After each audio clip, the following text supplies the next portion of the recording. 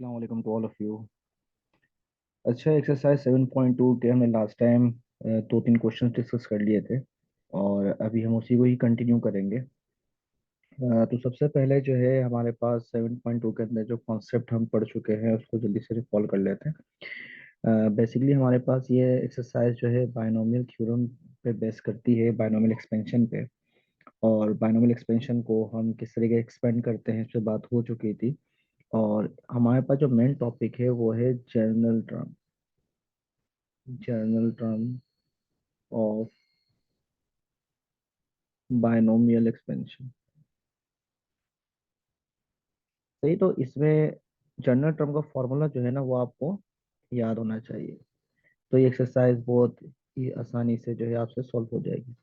तो फॉर्मूला हमारे पास क्या है, T r+1 is equal to NCr a⁻n−r b⁻r। सही।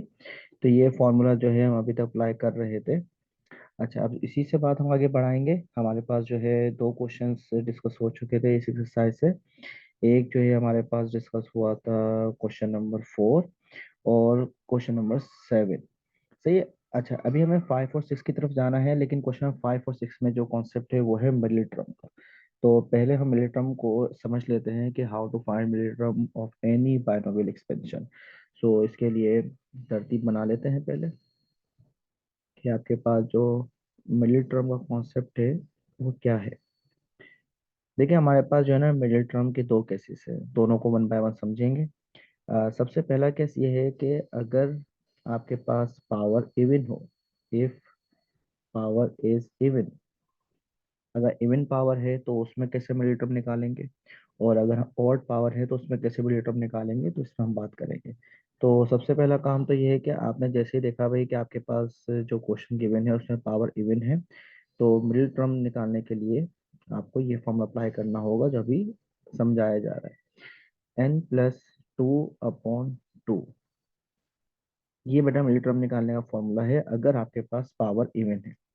अच्छा, लास्ट टाइम हमारी बात हो चुकी थी कि जो हमारे पास बायनोमियल एक्सपेंशन का कॉन्सेप्ट है उसमें जो पावर होती है उसमें हम टोटल नंबर ऑफ टर्म्स कैसे कैलकुलेट कर सकते हैं विदाउट एक्सपेंशन। तो मैंने बताया था आपको कि जो भी पावर होगी उसमें +1 कर दीजिएगा। सही है। तो ये कॉन्सेप्ट हमने लास्ट टाइम डिस्कस किया था कि अगर a+b की होल पावर n है, तो अगर आपको total number of terms calculate करना है तो n+1 कर देंगे आप। सही। तो ये हमारे पास जो है total number of terms calculate हो जाएंगे, जैसे हम n+1 लिख देते हैं।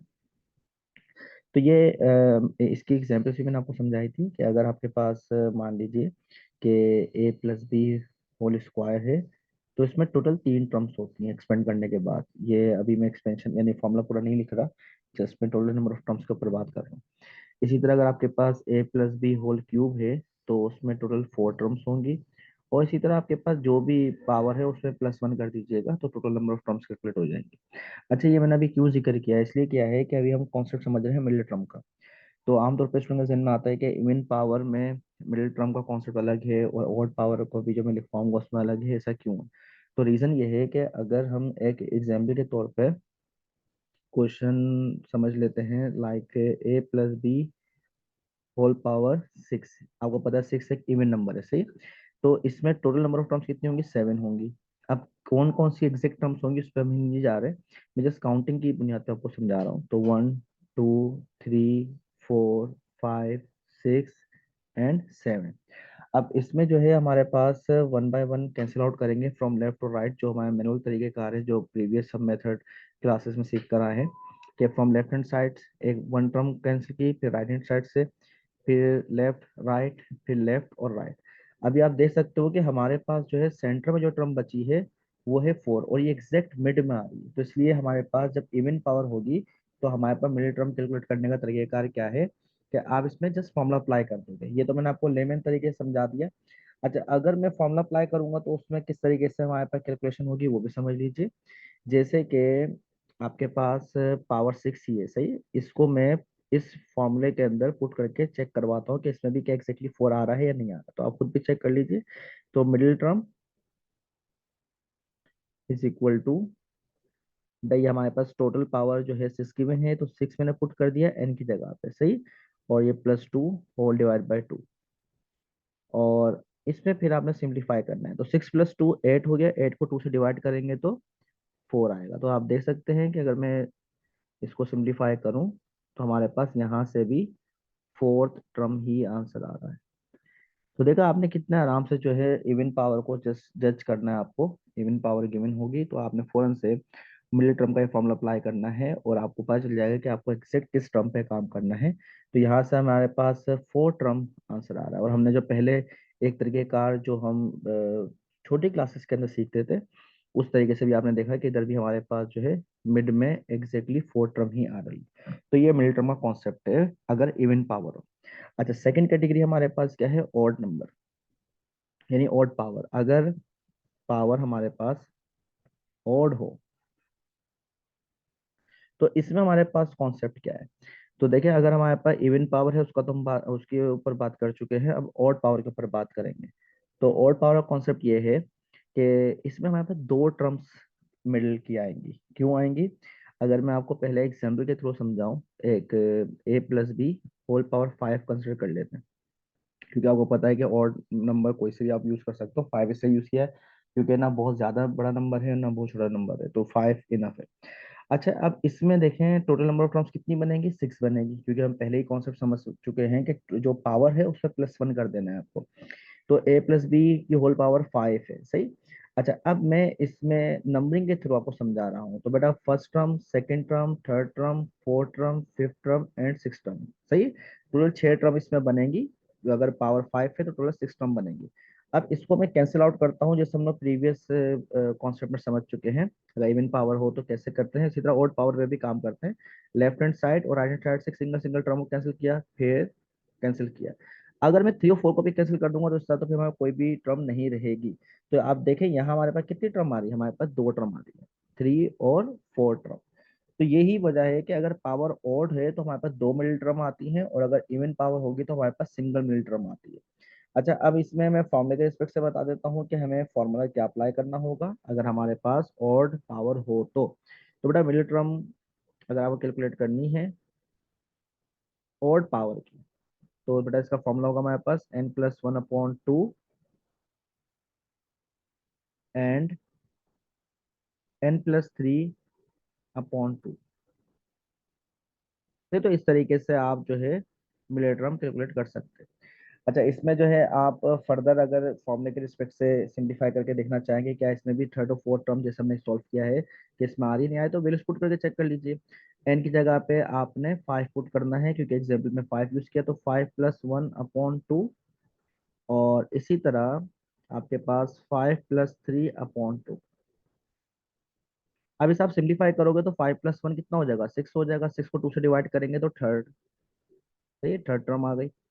और इसी तरह 5+3 8, 8 को 2 से डिवाइड करोगे तो फोर्थ टर्म। तो देखिए यहाँ भी हमारे पास वही सेम आंसर आ रहा है जो हम पहले प्रीवियस मिडिल तरीके से चेक कर चुके हैं।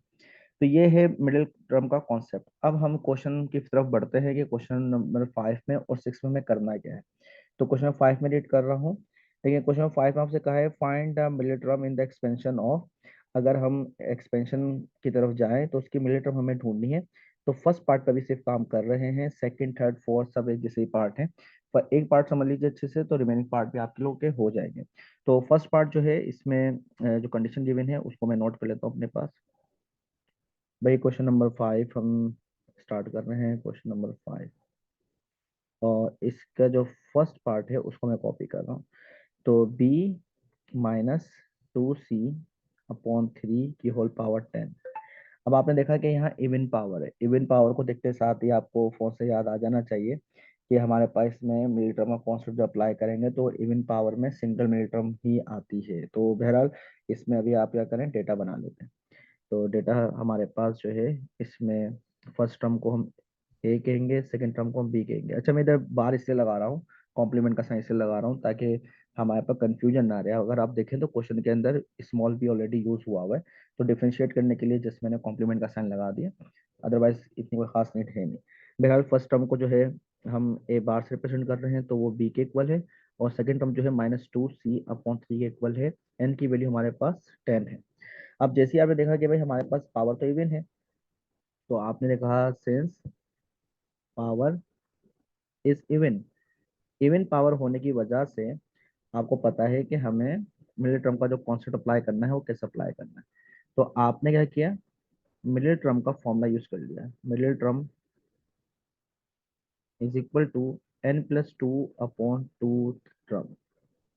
तो ये फॉर्मूला हमने अप्लाई किया और इसमें हम वैल्यूज को पुट कर देंगे। तो middle term is equal to, अच्छा n जो है पावर यानी 10+2 अपॉन टू, और इसको हम कर देंगे सिंप्लीफाई। तो 10+2 जो है 12 हो गया, 12 को 2 से डिवाइड करेंगे तो 6 टर्म, यानी हमारे पास 6 टर्म हमें कैलकुलेट करनी है। जिन्होंने कहा था मिडिल टर्म कैलकुलेट करें, तो 6 टर्म जो है इससे हमें अब कैलकुलेट करना है। चलिए भाई, यहाँ तक तो हमारे पास काम हो गया है कि हमने मिडिल टर्म तो पहचान ली है कि हमें एग्जैक्टली किस टर्म पे काम करना है। अब जो नेक्स्ट काम है, हम 6 टर्म पे काम करेंगे। तो जनरल टर्म का फॉर्मूला आपको याद होगा, जो हमने अभी थोड़ी देर पहले भी डिस्कस किया है, वो अप्लाई करेंगे। आपके पास जो है जनरल टर्म फॉर्मूला, उसे यूज कर लेते हैं। Since T r+1 is equal to NCr a की होल पावर n-r बी की पावर r। सही है, फॉर्मूला आ गया। और वैल्यूज को आप सब्स्टिट्यूट करते हैं। अच्छा, ये तो आपको याद होगा कि हमारे पास आर को आइडेंटिफाई करना अब बहुत आसान हो गया है, क्योंकि हमें 6 टर्म निकालनी है ना। मैंने वो कॉन्सेप्ट बताया था कि आप बॉक्स +1 करें कि 6 आ जाए, यानी कि आपको 6 टर्म निकालनी है। तो इस बॉक्स में क्या नंबर रखें कि उसे 1 पे प्लस करेंगे तो 6 आ जाए। तो फोर्स क्या रखोगे, 5 रखोगे। तो बेटा ये हमारे पास आर की वैल्यू आ गई। सही। तो हम यहाँ वैल्यूज को सब्स्टिट्यूट करेंगे, तो T5+1 is equal to 10C5। ए जो है वो स्मॉल बी के इक्वल है, तो 10-5। और बी, अच्छा इसमें बार बार भी लगा देते हैं ताकि कंफ्यूजन ना रहे। ए बार जो है बी के इक्वल है, और एन की वैल्यू 10 है, आर की वैल्यू 5 है। बी बार यानी सेकंड टर्म -2C/3 क्वेश्चन में गिवन है। आर की वैल्यू जो हमने 5 देख चुके हैं। तो आप आपने वैल्यूज को सब्स्टिट्यूट कर दिया। वैल्यू सब्स्टिट्यूट करने के बाद सिंप्लीफाई करेंगे तो ये 6 टर्म यानी 5+1 6 हो गया। और 10C5 को आप कैलकुलेटर की हेल्प से कैलकुलेट करेंगे तो हमारे पास ये आंसर आ रहा है 252। सही। ये एनसीआर का कॉन्सेप्ट आपको मैंने बताया था। डिवाइड, जो कैलकुलेटर में डिवाइड का साइन है उसके ऊपर एनसीआर लिखा हुआ है, वहां से आप देख सकते हैं। अच्छा, स्मॉल बी जो है फिलहाल मैंने ऐसे लिखा, और 10-5 जो है 5 के इक्वल हो गया। और माइनस, अच्छा अब देखें ये हमारे पास ऑड पावर है ना, ये ऑड पावर की वजह से माइनस साइन को हम कंटिन्यू करेंगे। तो ये आपके पास जो है माइनस, और 2 की पावर 5 जो है हमारे पास 32, C की पावर 5, और 3 की पावर 5 जो है 243। तो आपने जो है ना इसमें कैलकुलेटर को यूज करते हुए साइज सिंप्लीफिकेशन करनी है। अच्छा जी, इसमें अब नेक्स्ट जो हमारे पास वैल्यूज रह गई हैं, मैं जरा इसमें चेक लूँ कि हमारे पास दो अल्फाबेट नजर आ रहे हैं आपको। सही, बी की पावर 5 और C की पावर 5, बाकी सब नंबर्स हैं। तो अब इन तमाम नंबर्स को एक साथ सिंप्लीफाई करेंगे। किस तरीके से करेंगे, आपने जो है ना सबसे पहले 252 कैलकुलेटर में लिखना है, फिर मल्टीप्लाई करना है 32, और डिवाइड कर देना है 243 से। तो इसका जो भी आंसर आएगा वो आप लिख दोगे। माइनस साइन देखें कंटिन्यू चलेगी, तो T6 माइनस साइन लिखा मैंने। और ये B की पावर 5, C की पावर 5, इसको तो मैंने फोन से लिख दिया। अब हमारे पास जो फाइनल आंसर आ रहा है वो आ रहा है 896 होल डिवाइड बाय 27। ये आप कैलकुलेटर की हेल्प से कैलकुलेट कर सकते हैं। तो ये आपके पास 6 टर्म यानी मिडिल टर्म जो हमें कैलकुलेट करनी थी उसका ये आंसर आ गया आपके पास, मिडिल टर्म। तो इसको आप जो है कैलकुलेटर से वेरीफाई भी कर सकते हैं। एक दफ़ा फिर से क्रॉस चेक कर लेते हैं हम कि 252 मल्टीप्लाई बाय 32, और फ्रैक्शन में जो है आपके पास जो वैल्यू है वो क्या है, 27, नहीं सॉरी 243। सही है, तो 896/27। सही है, तो ये आप लोग जो है इजिली खुद भी कैलकुलेट कर सकते हैं। तो बेटा ये आपके पास ये आंसर आ गया है। ये क्वेश्चन 5 का फर्स्ट पार्ट मैंने इधर सॉल्व कर दिया। अच्छा, अब जो है इसमें रिमेनिंग पार्ट की तरफ अगर हम जाते हैं, जैसे कि आपके पास सेकंड पार्ट है, उसमें देखें 1 - 1/2 a² की होल पावर 14, ये भी आपसे इजीली सॉल्व हो जाएगा। और ये आपके पास थर्ड पार्ट जो है a/b -b/a की होल पावर 18। अच्छा, जहाँ अल्फाबेट होता है तो वहाँ थोड़ी सी परेशानी हो जाती है। तो थर्ड पार्ट जो है मैं आप लोग को सॉल्व करवा देता हूँ कि थर्ड पार्ट हम कैसे सॉल्व करेंगे। तो ये जगह बना लेते हैं हम, या थोड़ा ऊपर जाना पड़ेगा, यहाँ सही है। अच्छा इसमें देखें आपके पास क्वेश्चन नंबर 5 का सेकंड पार्ट में यहाँ सॉल्व कर रहा हूँ साइड में।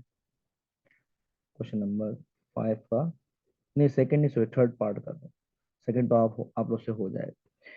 थर्ड पार्ट में जो है कंडीशन है a upon B minus B upon A की होल पावर 18।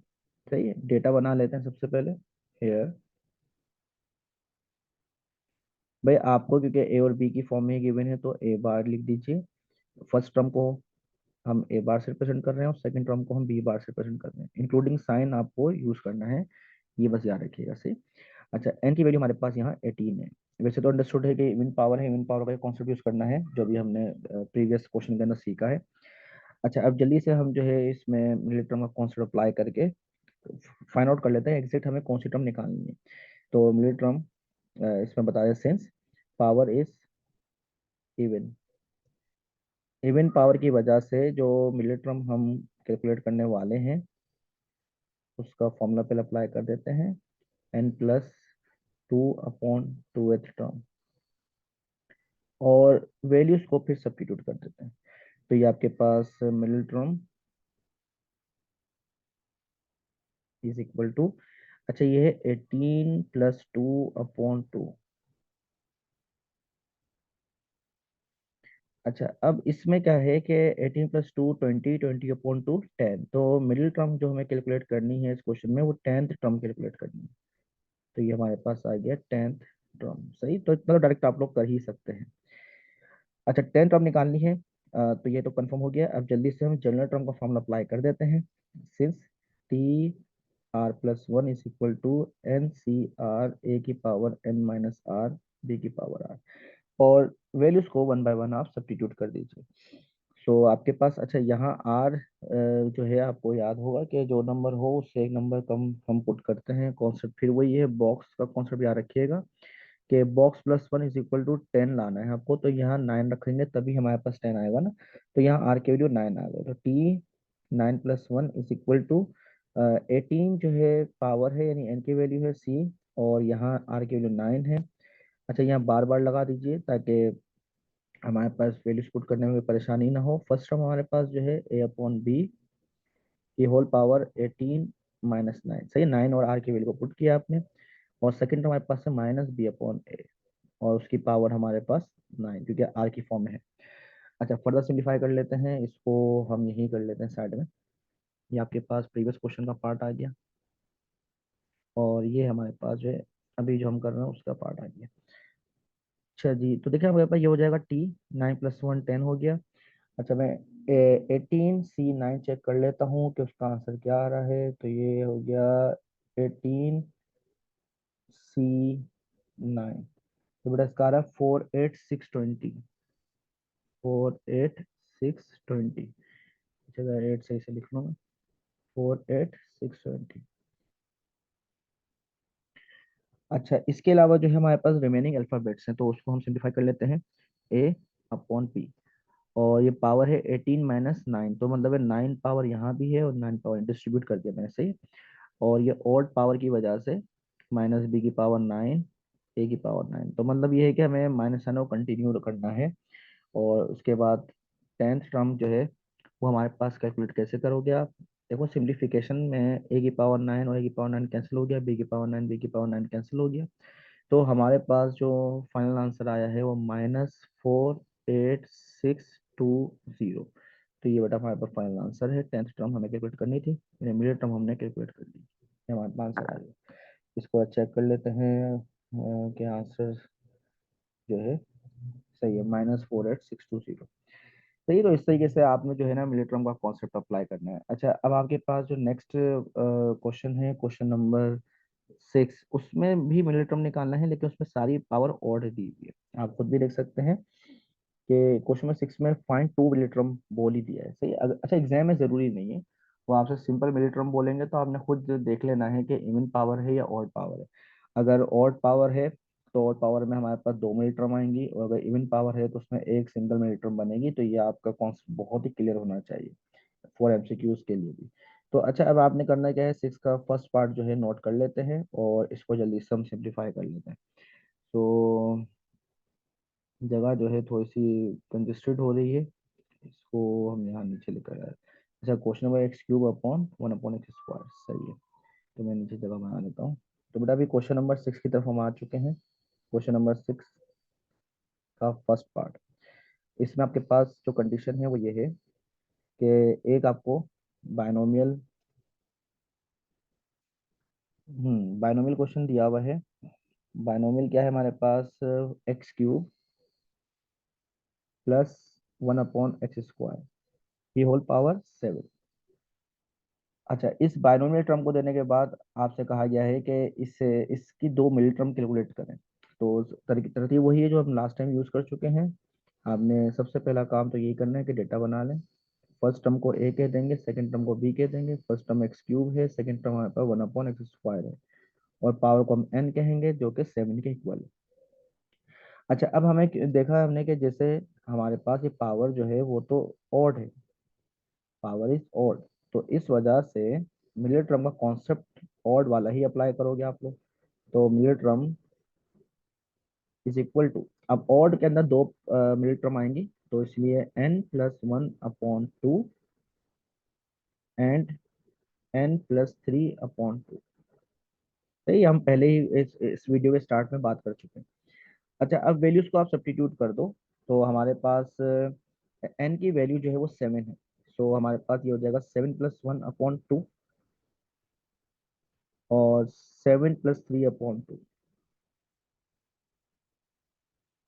तो बेटा आपके पास जो है इसमें जब सिंप्लीफाई करोगे आप लोग, तो सिंप्लीफाई के बाद जो टर्म हमें हमें कैलकुलेट करनी है, seven plus one eight upon two fourth term और फिफ्थ टर्म। सही, seven plus three ten, ten को टू से डिवाइड करोगे तो ये हमारे पास फिफ्थ आंसर आएगा। सही, तो फोर्थ और फिफ्थ टर्म हमें कैलकुलेट करनी है। तो फोर्थ और फिफ्थ के लिए अब हम काम करेंगे, तो यहाँ जो है साइड में ही जगह बना लेते हैं। अच्छा जी, अब सबसे पहले जो है वन बाय वन काम करना पड़ेगा, दो टर्म निकालनी है। तो आपने हेडिंग डाल दी फॉर फोर्थ टर्म, तो यानी टी फोर में लिख रहा हूँ। और फोर्थ टर्म निकालने के लिए आपने फॉर्मूला अप्लाई करना है। फिर T R plus one is equal to N C R A की power N minus R B की पावर आर, और वैल्यूज को सब्स्टिट्यूट कर देना है। तो यहाँ हमारे पास फोर टर्म निकालनी है, तो अंडरस्टूड है कि आर की वैल्यू क्या होगी, थ्री होगी। तो three plus one is equal to N हमारे पास सेवन है, सेवन सी थ्री, और फर्स्ट टर्म हमारे पास एक्स क्यूब है, तो सेवन माइनस थ्री पावर में, sorry seven minus three minus three आ गया यहाँ। और सेकेंड टर्म हमारे पास जो है वन अपॉन एक्स स्क्वायर है, और यहाँ हमारे पास पावर आर की वैल्यू क्या है, थ्री। तो ये आपने जो है वैल्यूज को अपने पास नोट कर लिया। उसके बाद सेवन सी थ्री को तो मैं चेक कर लेता हूँ कि सेवन सी थ्री का आंसर क्या आ रहा है हमारे पास, सेवन सी, सॉरी सेवन सी थ्री। तो बेटा यार 35 आ रहा है। सही, तो ये 44 हो गया, और सेवन सी थ्री जो है 35 के इक्वल है, और x cube seven minus three four के इक्वल है, वन क्यूब वन ही रहेगा, और ये पावर जो है टू से मल्टीप्लाई हो गया, तो two three the six. Further simplify कर लेते हैं, तो ये आपके पास 35। अच्छा, फोर थ्री द ट्वेल्व। अच्छा, याद रखिएगा ब्रैकेट के अंदर एक पावर हो, ब्रैकेट के बाहर एक पावर हो, तो उनको आपस में मल्टीप्लाई करना है। तो फोर थ्री ट्वेल्व हो गया, और ये हमारे पास वन अपॉन एक्स की पावर सिक्स। आपने सीखा है कि जब हमारे पास बेसिस डिफरेंट जगह पे मौजूद हों तो सब एक साइड एक जगह पे लेकर आ जाते हैं। तो एक बेस आपको एक्स न्यूमरेटर में नजर आ रहा है और एक डिनोमिनेटर में से एक जगह लेकर आ जाएंगे। तो ये 35 ऐसे रहा, ट्वेल्व। जब बेटा ये हमारे पास एक्स की पावर सिक्स को जब हम ऊपर भेजेंगे पावर ट्वेल्व के पास, तो माइनस सिक्स हो जाएगा। सही है? तो ये 35 एक्स की पावर सिक्स। तो आपने इस तरीके से फोर टर्म कैलकुलेट कर लिया। अच्छा, इसमें क्योंकि दो मिनट टर्म निकालनी थी, तो अभी आपने फोर टर्म पर काम किया है। इसी के बराबर में जो है आप नेक्स्ट टर्म यानी फिफ्थ टर्म के लिए भी काम करें। तो फोर टी फाइव। तो फिफ्थ टर्म के लिए काम करना है, तो सबसे पहला काम ये होगा कि आपने इसमें T R plus one is equal to N C R A की power N minus R B की पावर आर। अच्छा, वैल्यूज को सब्स्टिट्यूट कर दीजिए आप लोग, तो टी। अच्छा, फिफ्थ टर्म निकालनी है तो आर की वैल्यू 4 हो जाएगी, सही। 4+1 7c4। ए हमारे पास एक्स क्यूब 7 - 4, और बी है हमारे पास 1/x², जो कि आर की वैल्यू 4, सही। तो आपने इसको सब्स्टिट्यूट करने के बाद सिंप्लीफाई कर दें, T5। अच्छा, 7c4 चेक कर लेते हैं, आई थिंक इसका आंसर सेम ही आएगा, लेकिन चेक कर लेते हैं। 7c, तो सी, हाँ ये 7c4 35, सही। तो ये 7c4 भी 35 के ही इक्वल है। अच्छा, नेक्स्ट देखें, एक्स क्यूब और 7 - 4 3, और ये 1, और 4 को 2 से मल्टीप्लाई करोगे तो 4 2 8। नेक्स्ट देखें, T5 = 35 x 3 3 9, 1/x⁸8।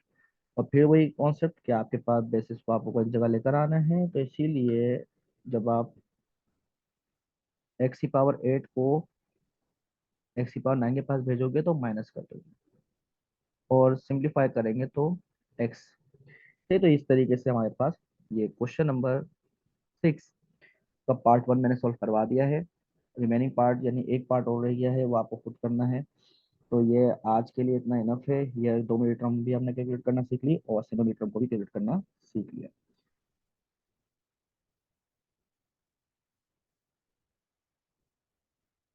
अल्लाह हाफिज।